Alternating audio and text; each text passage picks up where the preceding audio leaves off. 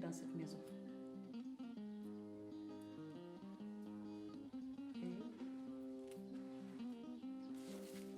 Toi, je te parle. Qui vous a invité dans cette maison? Je n'ai pas terminé de parler jusqu'à que vous amenez tous vos paroles.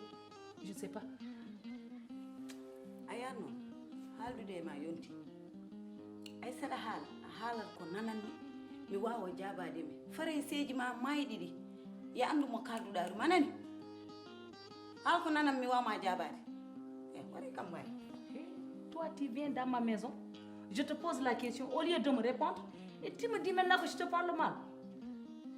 Je dis qui vous a amené ici ou bien qui vous a dit de venir chez moi? Venir yo volisane yo sombara aramina wad volisam. Ko onon noddi min yamin ngar galle modon. Sa neddan yahna wad comci mudum na borno min addi volisam. Nani te min on noddata min gara galle modon ha par odon kolla min wone jeese. Min basanta min gondi de. Te ete mi hala manu cemede yowta ko mi. Sam eddani comcom ko bon ton. Bat bono conci mar way do no balal ni. Foftinam way. Toi là, est-ce que tu es normal? Est-ce que ça va dans ta tête?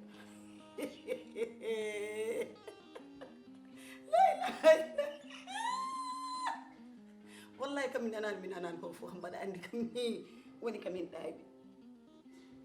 Min den pour ma jojji buri jojji jaaren jatan jaaren e fami amin mbawi yeyde min ñam cioguma minen kamin daybe tan kono min kanga min jinna hakkilla amen nane amen min non mi halanma adani yide wadde mi dépassé adani diwa mi luwa te min kala ceemedo ene andi to haada tan kala ceemedo so yawi mama mi tawi ko mbada dano mbada hara kono min hay ceemedo goto yawata kon mi wona apprenti ceemedo mi wona coxeur ceemedo anani ha walla nanani mi hulani mo de yo leer futti gitino puppubal fori police mi rondata police mbada ara mi yara gada me anga walla jogor. Mais avant d'amener des babos chez les gens comme ça, attendez l'invitation. Qui vous a invité de venir chez moi? Là, vous n'avez pas de place. Ici, vous n'avez pas de place. Ici, vous n'avez pas de place. Tous vos nyama que vous avez amenés.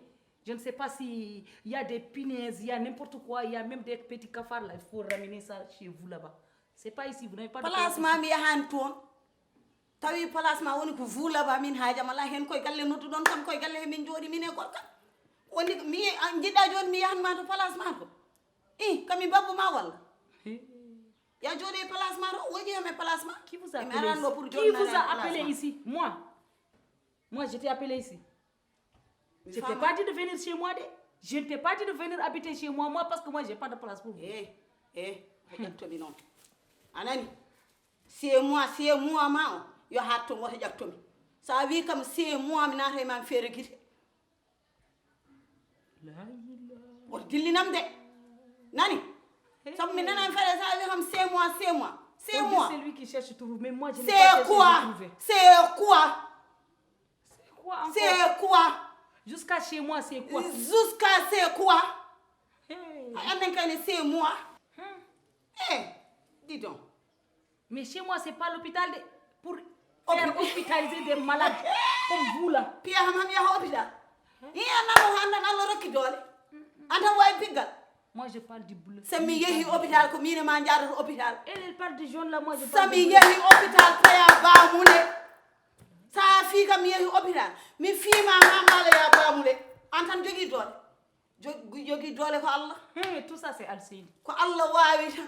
Alseyni. Alseyni yara nan do. Tout ça c'est Alseyni. C'est lui qui a amené tout ça ici. Hey, dole nganya ha donka. Sada jogi Alseyni ma. Mbadde jogi yaram. So Alseyni darima. Yaram daro dami daro kuccundire face à face wala boy wala koyngal si c'est face à face là regarde si c'est face à face bimi annene regarde on ne fait pas face à face annene c'est merde là on ne fait pas face à face c'est merde fixé regarde bimi est-ce que tu m'as bien regardé je dois contenir bien rempli regarde yuma bama tu ne peux même pas remplir galle modon fof remplir galle modon fof gilay tanene jara njaren bamay yuman en remplir faut pas me chercher remplir c'est comme ça là mourir là moura annene mour bebe moure wara no dindere ni merde je dis il faut mourir là-bas moure annene yaltin gorko ma jalta ali seni ƴeewa mine gorkam amini ɗo jahon bamule yow ñe jangi tan fareseji ma mayde tan cikka aduna fo wa nodda min ɗo e nana holla min merdas mine min donkanta min goni de min donkanta min goni an noddi min mi adda valisam mi ɓorno comcam min jarata gaɗa meho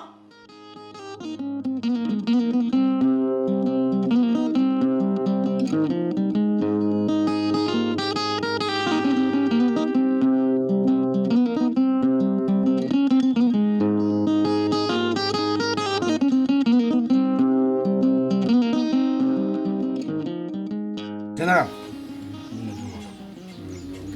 mo jewrden hakkude ɓiɓɓe jinnaɗo min ko jinnaɗo ma mi teddinma mi yimma mi horsinma suko nehiɗa yo ay ɗum ɓeydimi tagui ɓeydimi yiddema ɗum tagui ɓeydimi yiddema kala neɗɗo sene haalda e ma a tukkoto kolla ɗum needi ha jontaɗo jimminen ko ballami guiƴe o holno jiirumumi beele mbiɗa yiitamo leggal fof ala fof tomi yahay jimo ballami kadi an ka joom jawɗi woni ka joom hoodere ayi an annore ma de guiƴam yero on jimmi balla ham beele mbiɗa yiitamo ala fof mi yahani mi yeehi Ndar mi yeehi Saint-Louis fof mi yiyani mo yeehi fof jimmi ballami balla kam tan sabi Allah beele mbiɗa yiitamo bawma won gella lusen de kono noon gueɗal gotal ñaguima min saabu jibinɗaɓe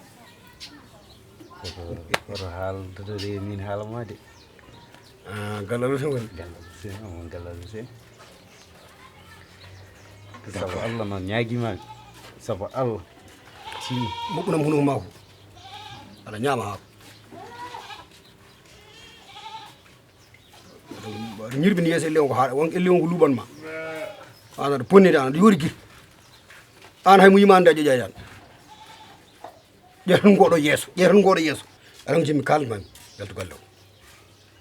yaltu galle o kono kawmaro min mbiɗi ala fof mi namdaki aduna mbiɗa ane an aɗa daña an daña an hay mo yima ande dañata kono bawma a dañata kadi anayi hakki jungo ma ngo so mimi kam kalanɗomo min woto memam a ñaguima kam yomi haalane mi haalnimama to yeero woni kono noon minne komi ñaguiɗom saabu Allah ya saabu ko jibinɗami hoto wi noon ko min haalama de woto memam mananta o sehlam jaadiɗam min no mbami leptade yero ni mi yirlo guila aduna fof hande tini mbiɗa yilo yero an yero ko fittandam sehlam Yes, ma'am. jaadiɗam mo ganduɗa mo mbawɗa haaldude sirlu e joni moƴƴi jarani kadi haalami ɗo ɗum jarani ja yaltu galle o ya oɗo selli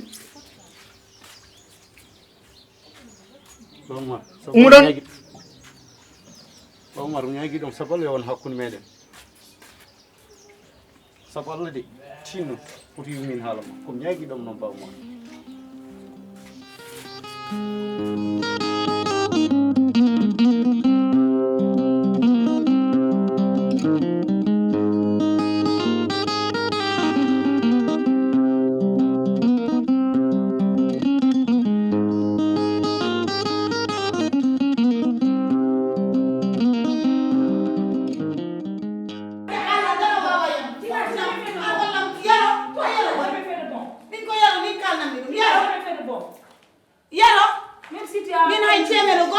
Même si tu as appelé 1000 euros, moi je m'en fous.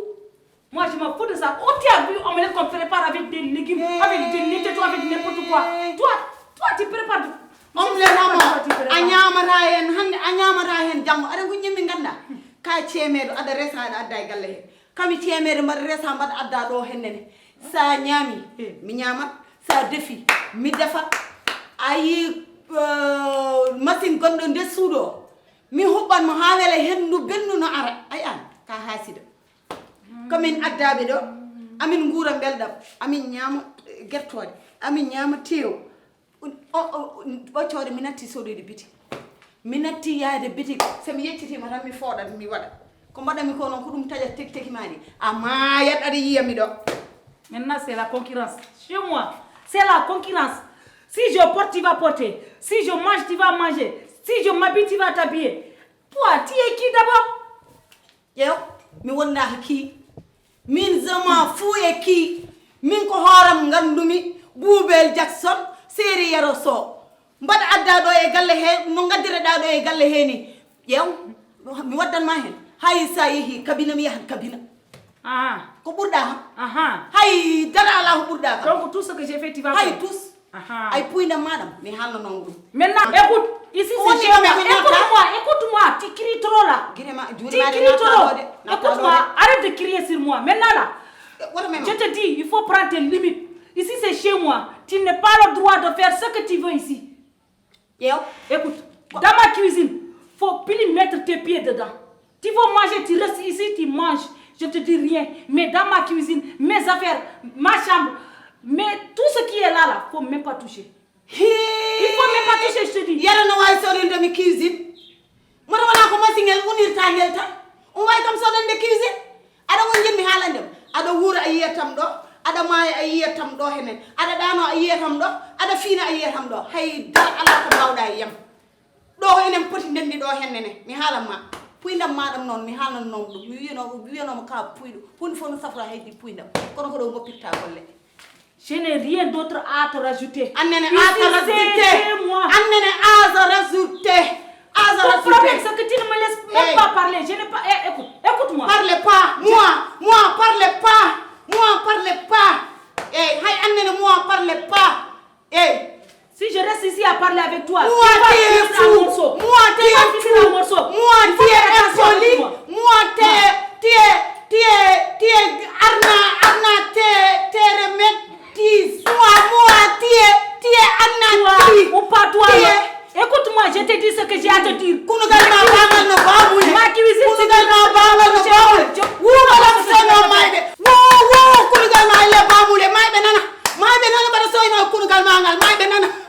te dis ce que j'ai à te dire. Prochaine fois, si tu rentres dans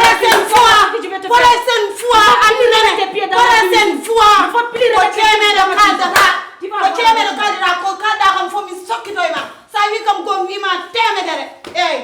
galle ma wora hen ganda henen ay ko burda ham do henen mama ayetto halnino kam dum wiino ko fuybe jaadon ko be ganda koye men kono ko do tawda ham hay cemere goto yawata ko mi moi je tire toi moi tu es impoli moi tu es tiré moi tu es